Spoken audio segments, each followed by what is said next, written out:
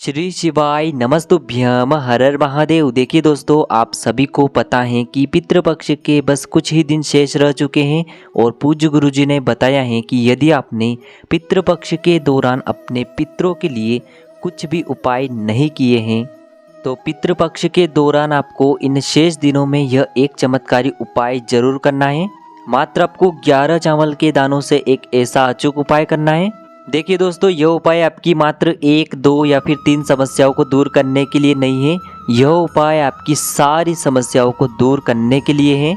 देखिए दोस्तों, यदि आपको धन की प्राप्ति नहीं हो पा रही है, यदि आपका जो व्यापार है वह अच्छे से नहीं चल पा रहा है, या फिर आप नौकरी नहीं प्राप्त कर पा रहे हैं, या फिर यदि आपकी नौकरी लग भी चुकी है फिर भी आप उसमें तरक्की नहीं कर पा रहे हैं, या फिर यदि आपके घर में लड़ाई झगड़ा बहुत ही अधिक होता है, आपके जीवन में तनाव की स्थिति बहुत ही अधिक बनी हुई है, या फिर आपके जीवन में किसी भी प्रकार की समस्या चल रही है, या फिर आपके शरीर में किसी भी प्रकार का अगर रोग हो चुका है, तो पूज्य गुरुजी ने कहा है कि इन सारी समस्याओं को दूर करने के लिए आपको मात्र ये छोटा सा उपाय जरूर करना है।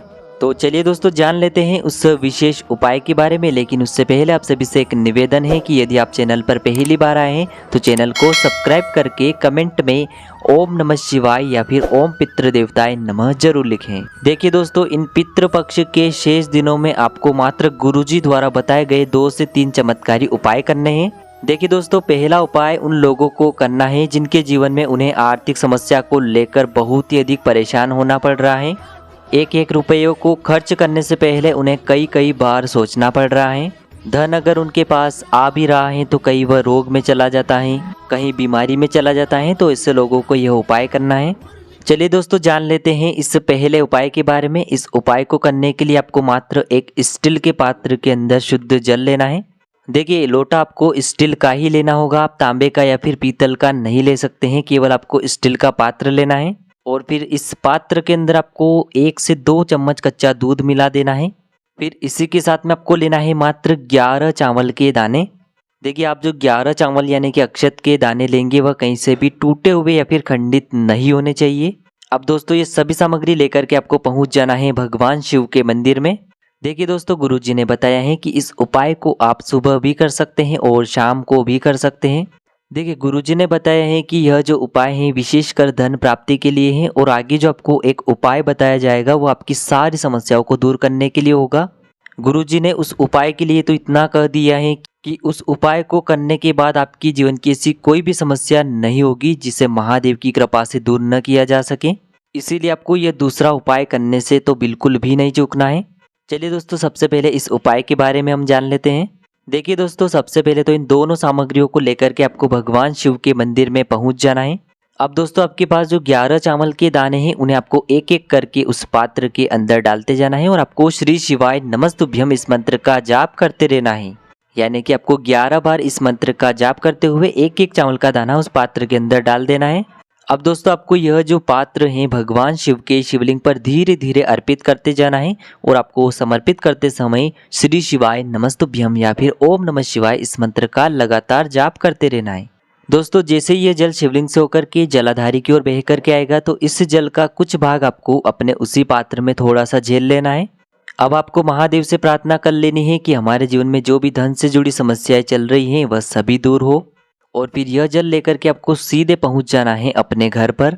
अब दोस्तों, इस जल का थोड़ा सा जो छिड़काव है आपको अपने घर के मुख्य द्वार के वहां पर कर देना है और आपको श्री शिवाय नमस्तुभ्यम इस मंत्र का जाप कर लेना है। फिर इसके बाद आपको अपने किचन में जो आप पीने वाला पानी रखते हैं, यानी कि जहां भी आपके घर में मटके रखे हुए रहते हैं वहां पर भी आपको इस जल का छिड़काव कर देना है। फिर तीसरे नंबर पर आपको इस जल का छिड़काव अपने घर की तिजोरी के आसपास कहीं भी कर देना है। यानी कि आप अपने घर में जहां कहीं भी धन रखते हैं वहां पर आपको इस जल का छिड़काव कर देना है। देखिए, जल का छिड़काव करते समय आपको लगातार श्री शिवाय नमस्तुभ्यम इस मंत्र का जाप करते रहना है।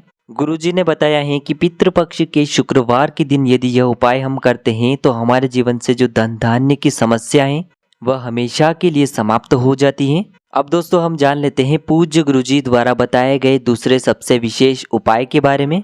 देखिए, पितृपक्ष के दिनों में यदि आप कोई भी उपाय कर सके हैं या फिर नहीं भी कर सके हैं, लेकिन आपको यह उपाय जरूर करना है इन पितृपक्ष के शेष दिनों में। केवल आपको यह उपाय एक दिन ही करना है।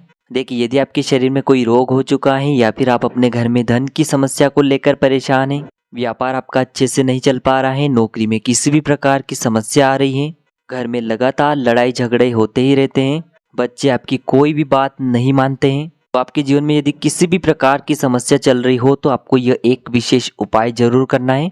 देखिए इस उपाय को करने के लिए आपको मात्र 1 लोटा तांबे के पात्र के अंदर अपने घर से शुद्ध जल लेना होगा।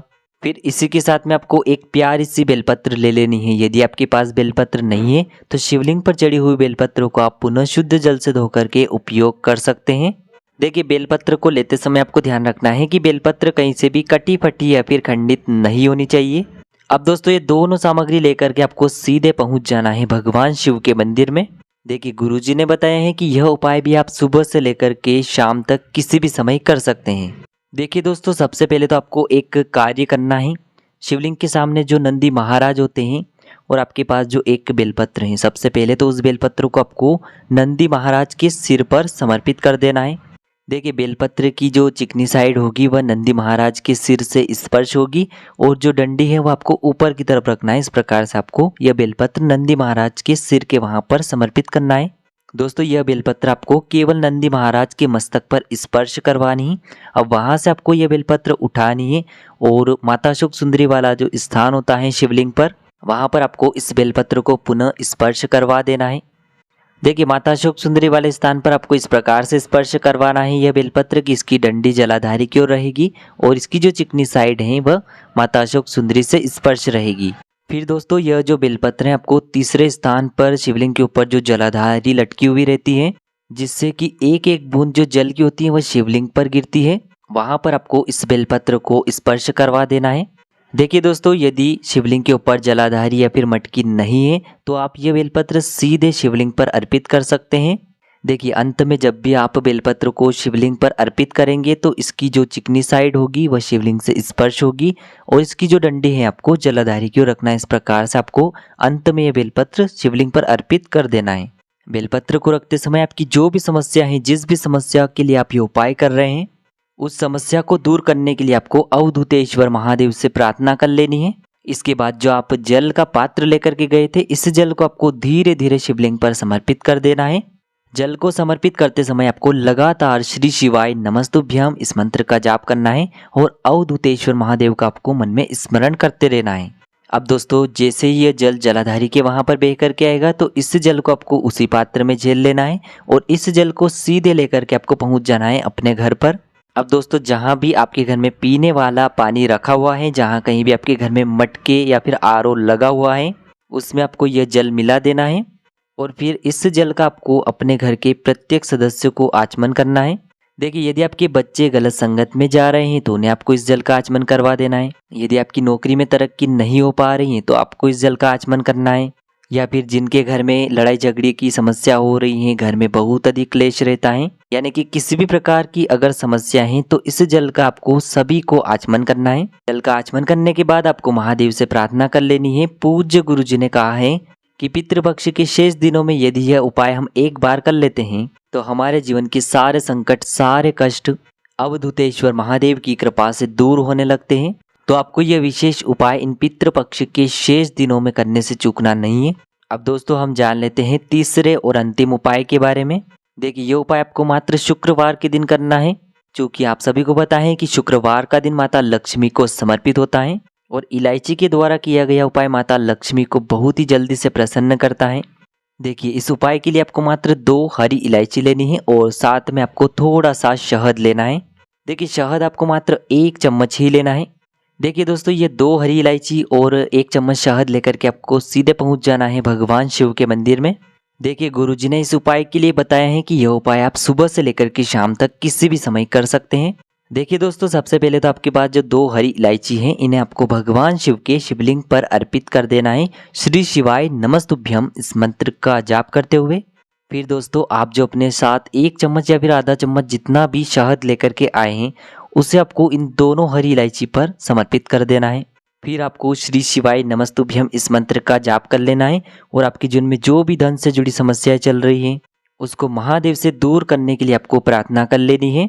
पूज्य गुरुजी ने कहा है कि इलायची के माध्यम से माता लक्ष्मी हमसे बहुत ही जल्दी प्रसन्न होती है और हमारे जीवन में जो धन धान्य की समस्या है उसे बहुत ही शीघ्रता से दूर करती हैं। तो दोस्तों आज के इस वीडियो में हमने आपको पितृपक्ष के शेष दिनों में किए जाने वाले 3 चमत्कारी उपाय बताए हैं।